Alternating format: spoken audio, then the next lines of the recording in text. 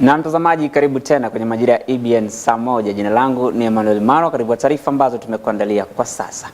Na tukianza na taarifa za tanzia, mtazamaji, ni kwamba watu 15 wamefariki huku 7 wakiuguza majeraha mabaya kufuatia ajali mbaya barabarani katika daraja la Twin kando la barabara kuu ya Nakuru kuelekea Eldoret mwendo wa saa 9 kasorobo kuamkia Jumanne siku ya leo.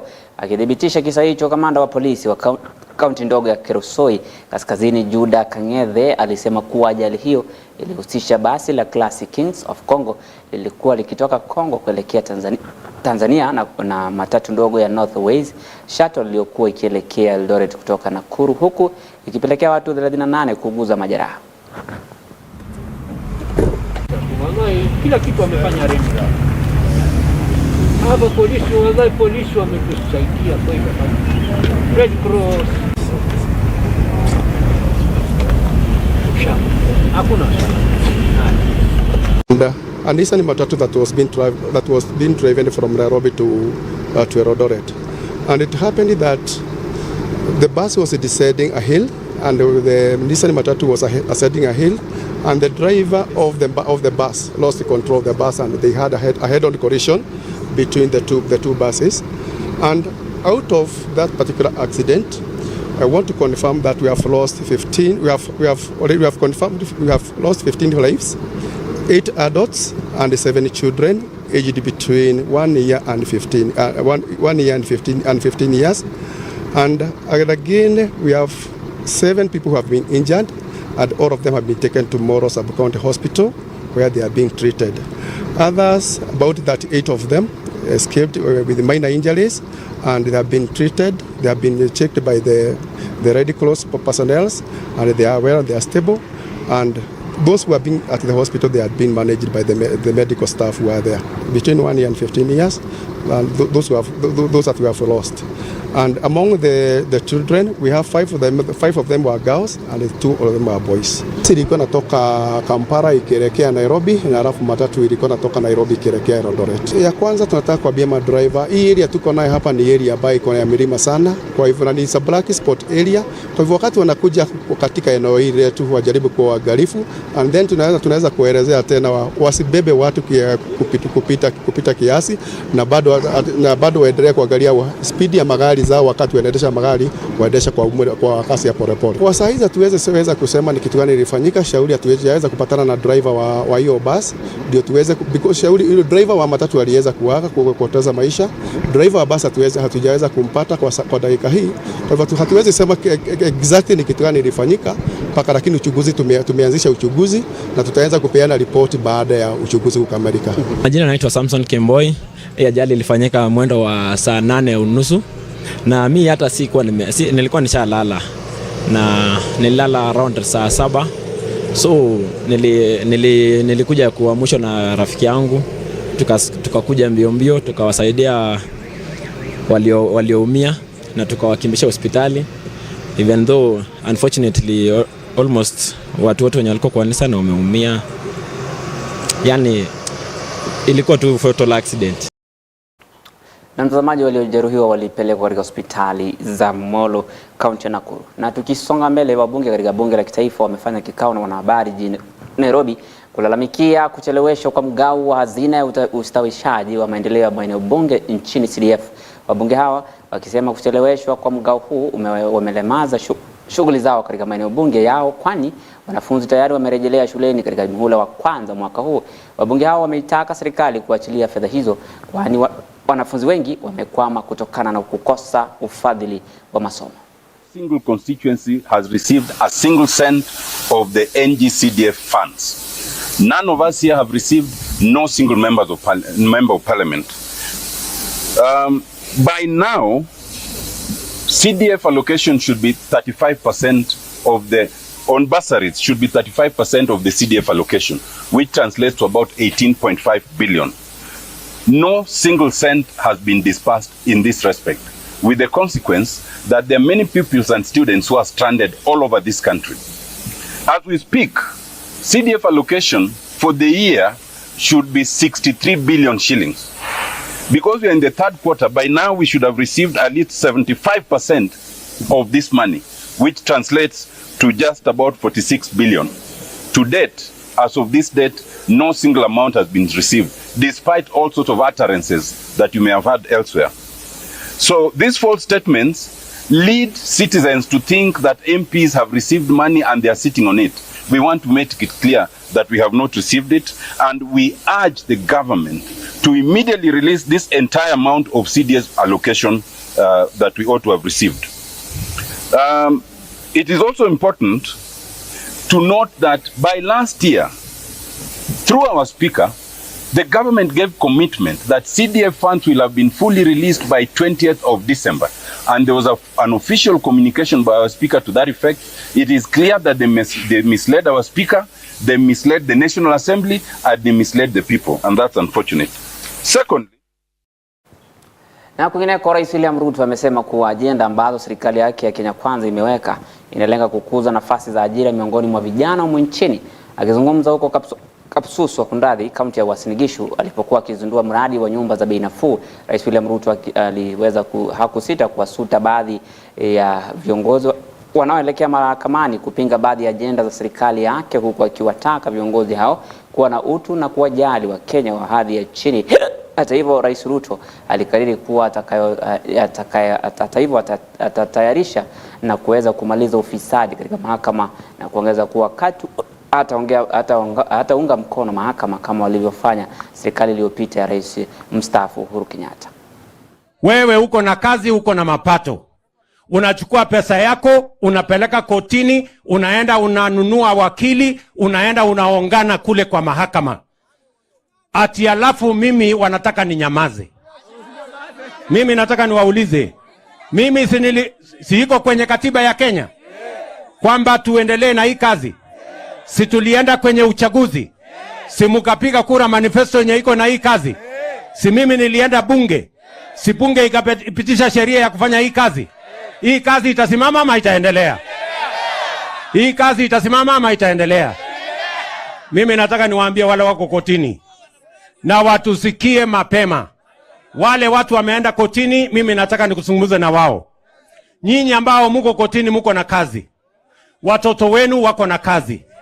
Nyinyi hamujawahi kulala njaa. Nyinyi hamujapiga lami mpaka kiatu ikakatika kwa sababu unatafuta kazi. Alafu unaenda kotini, unanunua wakili, unapeleka kotini, unaongana ati hii kazi isimame, hawa watoto wa Kenya wengine wakae bila ajira. Mimi nataka niwaambie, hawa watu wako na Mungu na wako na mimi. Tutapambana na nyinyi. Sasa mimi nataka niwaambie nyinyi ambao Mungu kotini mnataka kusimamisha hii kazi. Please, tafadhali, kuweni na utu kuongana kotini. Ati mimi niende nitengeneze budget ya kuongana kotini. Mnataka ati pesa yenu itumike ati kuongana kotini? Hakuna. Hiyo kazi haiwezi bwana, haiwezekani. Hakuna budget itatengenezwa ya kuhonga mtu yoyote kotini. Badala ya kuongana kotini, sisi tutamaliza ufisadi kotini. Kwa sababu kotini is supposed to serve the people of Kenya. Mahakama ni wafanyikazi wa wananchi wa taifa letu la Kenya. Ni kweli ama si kweli? Na mtazamaji, serikali kupitia kamishna wa kaunti ya Kilifi Josephat Biwott imetangaza kuwa itaanzisha ujenzi wa mradi wa nyumba 10,000 za bei nafuu katika kaunti ya Kilifi. Akihutubia wanahabari, mtazamaji, baada ya kikao ya baadhi ya maafisa wa serikali ya kaunti hiyo, Biwott alisema kuwa tayari serikali ya kitaifa imekwisha tambua maeneo manne kwa utekelezaji wa awamu ya kwanza ya mradi wa ujenzi wa nyumba za bei nafuu. Hata hivyo, katika kaunti ya Kilifi, maeneo hayo ni Tezo, Kibarani, Bofa katika maeneo bunge la Kilifi Kaskazini na Sahali katika eneo bunge la Malindi. Kilifi County tuko na 11 proposed sites ya affordable housing. And then from this 11, leo tumekaa kama committee, tume-identify 4 sites which by Tuesday next week tunaanza ku-advertise. Kuna baadhi ya sehemu ambazo zilikuwa zimetambuliwa hapo nyuma, na tumekuwa tukishirikiana na serikali ya kitaifa na wahusika wale technical officers kutayarisha kwamba ziwe tayari, lakini kidogo tukachelewa. Ndio posa leo tumekuwa na mkutano huu muhimu kuweza kumaliza zile sehemu ambazo zilikuwa kidogo zimebakia nyuma, ili kwamba mradi huu uweze kuanza. Sisi kama wanajua kali ama mafundi wa jua kali hapa Kilifi tumekwisha jipanga na tunangojea kwa hamu na gamu huu mradi, kwa maana mradi huu tumengoja kwa muda mrefu ili ukaweze kutufaidisha hasa wale mafundi wetu wa jua kali. Kwa hivyo huu mradi kwetu sisi ni kana kwamba umechelewa, lakini tunashukuru kwa kikao cha leo kimetupatia matumaini ya kwamba huu mradi utaenda kutekelezeka hapa Kilifi kwa muda mfupi unaokuja. Na mtazamaji, watahiniwa wa mtihani wa kitaifa wa kidato cha 4 KCSE mwaka wa 2023 waliopokea matokeo yao hapo jana wanaendelea kusherehekea matokeo hayo katika sehemu mbalimbali humu nchini. Hebu tutazame jinsi hali ilivyokuwa. I did my Form 4 last year KCSE and I got an A, and I thank God for that. And what I'll encourage my younger sisters and brothers still in school is that they work hard, put God first, and believe in themselves. I would like to give God all the glory for this far that He's brought me, because I wouldn't have made it this far, and I know it's His works and deeds. I would also like to thank my mother here. She has been very supportful, and she's been loving and caring. She has always motivated me throughout the year. And when it would become a bit tough, she would tell me to continue holding on. My name is Celestine Kaswi Osio. I got a B+ here in Karen Hearts. I want to do medicine. Then further later in life I do ornithology. What motivated me is the fact that I wanted to have a better life. That's why I got that grade. Yeah. My name is Agnes Wayawampua from Kangunda, and I'm happy because God has enabled me to achieve my target grade, and now I will be able to pursue my dream career, which is medicine. I want to thank Director Dr. Vincent Gituku and all my teachers and support staff for supporting me. Majina naitwa Victor Mwama Ababu, nikiwa the Dean of Studies of Kadhiani Girls. Na tunashukuru Mungu kwa performance ya mwaka huu. Wa mwaka uliopita 2023 tulikuwa na wanafunzi 305, na out of the 305 285 have qualified to go to the university direct. That one gives us a transition rate of 93.44%. Ningesema this performance has not come out easily, as that girl was called an said, because it has entailed commitment, hard work and teamwork from my colleague teachers, and the commitment of the students who have just left last year, the candidates. Na mtazamaji, huko wanafunzi wa sekondari ya msingi wakirejelea shuleni na wengine kutarajiwa kurejea Jumatatu ijayo katika gredi ya 7, walimu wa sekondari ya msingi kutoka kaunti ya Uasin Gishu na Kisii wameandamana kudai ajira za kudumu na makataa ya pensheni. Walimu hao wanashinikiza serikali kuajiri kikamilifu, kwani mshahara yao wanaopokea sasa ni shilingi 17,000 ni duni, kwani hawawezi kukidhi mahitaji yao kutokana na gharama ya juu ya maisha. Walimu hao wamekariri kuwa katu hawatakubali kutia saini kandarasi nyingine kama hawataajiriwa vikamilifu, na hivyo basi kutishia kususia kurudi shuleni iwapo serikali na tume ya TSC itaweza kusuluhisha malalamishi yao. Person Uasin Gishu interim JSS leadership. We want to speak to the TSC, our employer. We want to speak to the government. We want to speak to the Ministry of Education. We want to reach out to the parents, National Parents Association of Kenya. We want to tell you that we are ready to go back to school, but under one condition: take us on PNP. We want the permanent and pensionable. Once you give us the PNP, you can even pay us later, because the one for the internship, either way, you paid us after 6 months. So kindly take us into permanent and pensionable. We will fill the forms, we will teach, and we've been teaching, we've been delivering, we'll even deliver even more. Lakini punda amechoka sahizi. Ukituma punda aende sahizi kazini na amechoka, hata deliver. Do not force renewal on us. Do not force extension on us. We want permanent and pensionable. You can pay us in that July that you're speaking of, but take us on permanent and pensionable. We want to reach out to the National Parents Association. We've talked to you. You've promised to come out and help us, but you're not seeing any change. We are not seeing you coming out. You are the parents. Imagine your kids going to school with no teachers. Imagine your kids, you have no idea of what is going in these schools. Go to the ground and see what's happening. We want you to reach out and talk to the government, because you know what you are the people who speak for the kids. Now can you reach out, talk on our behalf? Come and join us, join hands with us, because now we know that we have no union, we are on our own. So we want you to come out, speak for us, because we are only speaking one language, it's confirmation. Without confirmation, we are not speaking any other thing. It's either you confirm us or you confirm us. There's nothing we are going to talk about apart from that. We want to also reach to our president. We respect you because you are our president. Kindly consider us. 17,000, Punda amechoka. 17,000 even cannot help me pay for school fees for my kids, still pay for rent, pay for food. In those primary schools, we even pay for food. Again, we pay for food in primary schools. And then we have to clothe ourselves. An intern teacher is a disoriented teacher. An intern teacher is a disturbed teacher. An intern teacher is a disrespected teacher. An intern teacher is a teacher working in very dilapidated conditions. An intern teacher is a ticking time bomb. These people behind here are going to explode very soon. Cannot put people in internship, people who have been out since graduation in 2018, 2016, and you call that internship. We are asking the government of Kenya and the Teacher Service Commission to make sure that we are confirmed as soon as possible. Otherwise, we are not going back to class because we are demoralized. I want everybody to rise up. I want the parents to rise up. I want everybody else in this country to rise up and say no, because we are killing the future generation. The amount of money they are paid. We went to Bomet here, Kericho. An ECD teacher is earning 30,000. And a teacher who is employed, a graduate teacher, 17,000. That is disrespectful.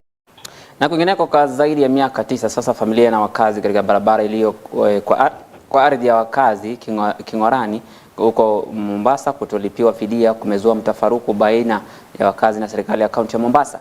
Utata wa umiliki wa kipande hicho cha ardhi umezuka kati ya wakazi wanaodai kuwa kaunti ya Mombasa ilijenga barabara hiyo katika ardhi yao, wakiahidi kutoa fidia. Familia hizo zimetoa lalama kuwa licha ya mahakama kuamuru serikali ya kaunti walipa fidia hiyo ili wenyeji wa majengo hayo ya Kingorani waendelee kutumia barabara, juhudi zao hazikufua dafu. Mashirika ya kutetea haki za kibinadamu wameendelea kutoa wito kwa serikali ya kaunti hiyo ili kutoa suluhu mwafaka kwa kazi yao. Ni Lance Director na chairman sahi akaja akaiangalia, kaniambia ardhi ni hii, nikamwambia ndio hii mzee. Kaniambia lakini sasa si unaambia uchukue. Chukua. Namuuliza kivipi? Utanipa security nitoe hizi? Akaniambia no, hiyo ni juu yako. Sasa namwambia na nani ataniacha katika hii ardhi niitoe? Kwambia na kabla kuweka kabro. Ikawa haya, hii ndio plot yako. Tukifanya tunataka kuweka beacon, unatolewa. Na hao wakazi wapo mtaani. Ukija wewe unaweka tena beacon, inatolewa. Sasa shida ni kuwa hata ukitaka kufanya kitu kama ni wataka kuuza, wataka nini, mtu hawezi kununua. Ni jambo analijua lakini bado hajalitilia maanani. Tunamuomba governor awape haki familia ya hizi ploti. Ikiwa itakuwa ni muhimu kwa wananchi hizi barabara, ni county ilipie fidia kwa familia ili wananchi wa kaunti ya Mombasa na hii barabara iwe ni mali ya county government of Mombasa. Hii barabara haijakuwa gazetted, haichachukuliwa. Omba tupate tu haki yetu. Hatuombi mabaya sisi tutete majirani kwa sababu ya barabara. Banake hii sasa barabara ukifunga itakuwa fujo juu yetu. Itaonekana sisi ni mabaya. Ila ni governor. Ikiwa ni chairman wa Lands Bwana Sharif Omari alikuja hapa kumwambia kistizai kimdomo kwamba anaweza kutumia shapawa, hiyo haikubaliki. Usiwadhulumu hawa kwa sababu pesa ya National Land Commission iko ya compensation. Hawa na walipechi ushuru wanalipa kila siku, waweze kulipwa fidia. Shughuli katika hospitali ya St. Elizabeth iliyoko Mkumu, kaunti ya Kakamega ilikuwa imelemazwa na baada ya wahudumu wa afya na wafanyikazi kugoma kutokana na changamoto si haba kwenye hospitali hiyo. Wauguzi hao wakiandamana katika barabara ya Kisumu Kakamega, wameshtumu hospitali hiyo kwa kukosa kuwalipa mishahara yao kwa zaidi ya miezi mitano. Hata hivyo, usimamizi mbaya na mazingira duni ya kufanyia kazi. Wahudumu wa afya wameitaka hospitali hiyo kuwalipa mishahara yao kunradhi, la sivyo basi hawana budi kuendelea na mgomo wao. Wakuu wa hospitali hiyo wamewarai kuwa watulivu, wakiahidi kuwa watalipwa pindi pesa zitakapowasilishwa kwenye benki. Have not been paid for over 8 months. Those who have not been paid for 5 months. People have families. Right now is January, we have school fees. So we wonder if this money is not with us, where is it? We are not able to secure any loans. Our banks are even questioning why we created our bank accounts. And today we are here to request, no, we are not even requesting, we are demanding our money back. We've been intimidated, we've not been considered as staffs, and when it comes to working, you find that the equipment that you're working with as interns, they're not at par. We want to say we are sorry for that occurrence. Lakini si kwamba ni hospitali necessitate kunyinyi kuwa katika hiyo situation. Kwa sababu hata sisi tunasukuma wale ambao wanatakana watupatie pesa ndio tuweze kuwalipa the NHIF. Na mtazamaji, taarifa hii inatufikisha mwisho wetu wa habari za saa moja. Mwendo saa 3 utarejelewa na habari zaidi na Chibalonza Consolata. Usiende mbali, jina langu ni Emmanuel Maro.